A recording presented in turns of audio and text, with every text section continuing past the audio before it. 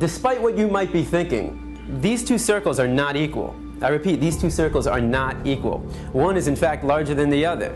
What I need you to do is determine which one that is. So, please raise your hand if you believe the blue circle is larger than the red. All right. Please raise your hand if you believe the red circle is larger than the blue. All right, very good. Now, before I said anything about these two circles, what was your first instinct? Equal, right? Because they look equal. And the reason why they look equal is because, in fact, they are equal. These two circles are identical. Yet I got just about every one of you to raise your hand and say that they're not. So what did we learn? That you can be manipulated like that to believe in something that goes against your natural instincts.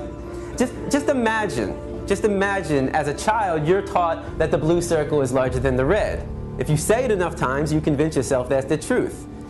If you're told the lie enough times, it becomes part of your reality.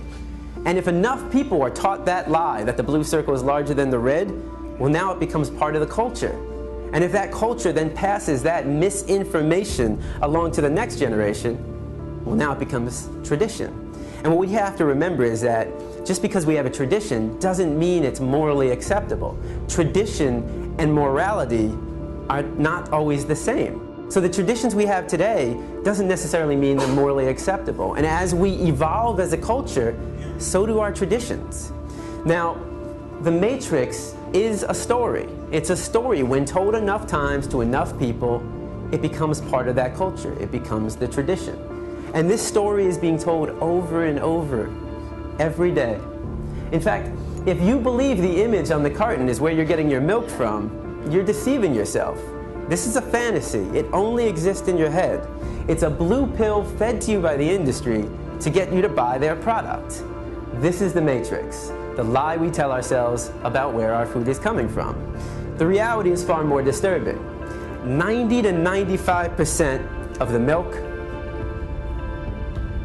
the meat, and the eggs that we consume in the United States are coming from these conditions. Now, this is called factory farming. This is where you take thousands of hens, pigs, and cows, you can find them into warehouses.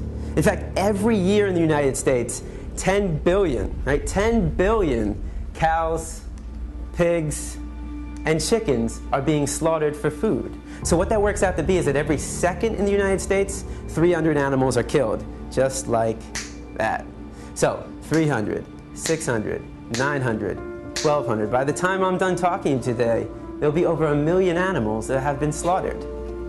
And most of us don't even blink an eye. I mean, how is it possible that in the United States of America we can slaughter 300 animals every second and not question that? Because of the story we've been told. The story justifies the action. If you say it enough times, you actually convince yourself that's the truth. How many of you were taught as a child you need to eat meat to get protein? I know I was. How many of you were taught you need to drink cow's milk to get strong bones?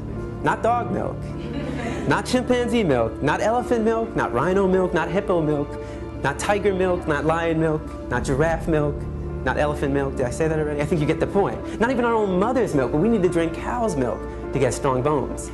The absurdity of drinking the milk from any other species and any other being besides our own mother, when it's said enough times, loses its absurdness.